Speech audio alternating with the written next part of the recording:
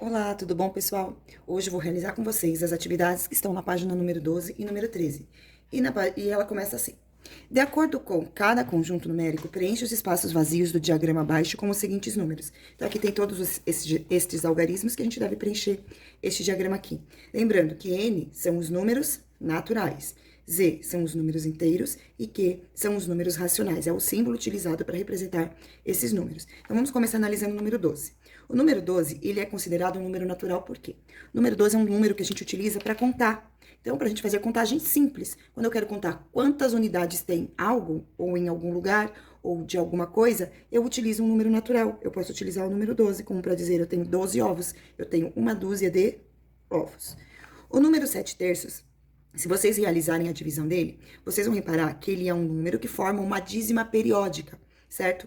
Dízimas periódicas são consideradas números racionais. Então, se vocês pegarem o 7, eu até vou fazer aqui para mostrar para vocês, ó, 7 dividido por 3. Então, o número que eu multiplico por 3, que chega mais próximo do 7 e não passa, é o 2. 2 vezes 3 é igual a 6, 7 tira 6, resta 1. Se eu for fazer 1 dividido por 3, 1 é menor do que 3, então eu vou colocar a vírgula aqui para separar este valor que é inteiro desse valor que vai ser agora decimal e acrescento 0. Número que eu faço vezes 3, que chega mais próximo do 10, mas não ultrapassa, é o próprio 3. Então, 3 vezes 3 é igual a 9, resta 1. Aí eu coloco 0 de novo, aí eu vou ter o 3 de novo. Então, isso aqui é uma dízima periódica, por isso eu chamo de número racional. Próximo valor, raiz quadrada de 25. A raiz quadrada de 25, o resultado da raiz quadrada de 25 é um número exato. Então, a raiz de 25 é um número 5. Portanto, este aqui é um número natural. O número 5 é um número que nós utilizamos para contar normalmente. Por exemplo, meu filho tem 5 anos. Próximo, menos 42. O número menos 42 é um valor negativo e inteiro. Ele não possui valor na parte decimal. Quando eu tenho um número negativo inteiro, eu posso considerar esse número como pertencente ao conjunto dos números inteiros, certo? É importante vocês lembrarem que todo número natural faz parte do conjunto dos números inteiros. E que todo número inteiro e todo número natural faz parte do conjunto dos números racionais. Portanto, eu posso dizer que o menos 42 é um número racional, que o 12 é um número racional, tá? Assim como eu posso dizer que o 12 é um número inteiro e que o 25 é um número inteiro. Agora, eu não posso dizer que o menos 42 é um número natural. Aí é errado. Ou dizer que 7 terços é um número natural. Também é errado. Ou ainda dizer que 7 terços é igual a um número inteiro. Isso também é errado. Vamos para o próximo agora, raiz quadrada de 10. Gente, nesse exercício, pede para vocês utilizarem a calculadora para observar quanto vale a raiz quadrada de 10. E a raiz quadrada de 10, ela é um número que possui parte inteira e parte decimal.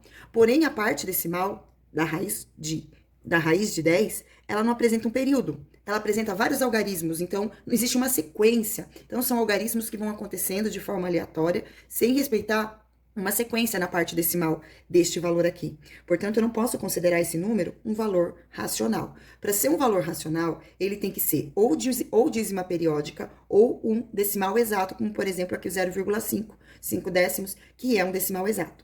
A mesma coisa que acontece com a raiz quadrada de 10 vai acontecer com a raiz quadrada de 2. Na parte decimal não vai haver uma sequência lógica, uma sequência numérica que se repita. Portanto, eu também não posso considerar a raiz quadrada de 2 um número racional. Aqui, 0,66666 tem um período, é uma dízima periódica. Então, uma dízima periódica é um número racional. Próximo valor, menos 20. Então, é um número inteiro, não tem parte decimal, porém é negativo. Então, ele entra aqui no conjunto dos números inteiros. Aqui é um decimal exato, vai entrar no conjunto dos números racionais. E aqui um valor inteiro. Eu tenho 100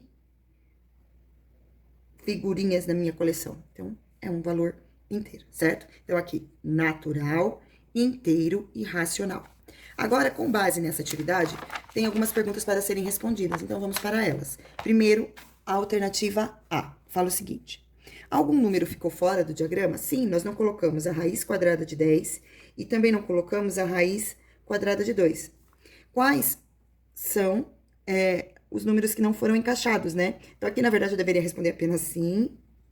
E aí, os números que não foram encaixados, o certo é colocar aqui, raiz quadrada de 2 e raiz quadrada de 10 e raiz quadrada de 2. Ter colocado aqui não torna o exercício errado, pode deixar, tá bom? Vamos para a alternativa C. Com a ajuda de uma calculadora, calcule os valores das raízes não exatas do item anterior. Então, raiz quadrada de 2, ela é equivalente a 1,414213 5,6 e ela vai até o infinito, certo? Então, não possui uma sequência lógica. E a raiz quadrada de 10, ao vocês colocarem na calculadora, o valor que vocês encontraram foi 3,162276616. E também não encontraram nenhuma sequência lógica nessa parte decimal, nenhum padrão, né? Vamos chamar assim, não foi encontrado nenhum padrão. Então, esses valores não têm padrão, certo? Deixa eu fizer o meu, ficou tão feio, deixa eu dar uma arrumadinha. Esses números podem representar dízimas periódicas? Não, eles não podem ser dízimas, porque eles não têm período, tá? Então, resposta, não. Pois não há uma repetição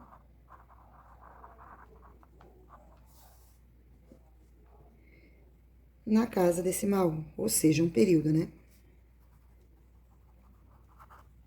Alternativa E, se esses números não são considerados números racionais, como vocês os chamaria? Gente, oposto de racional é irracional. Então, nós vamos chamar de números irracionais. Certo? E essa foi a nossa aula de hoje. Beijos e tchau.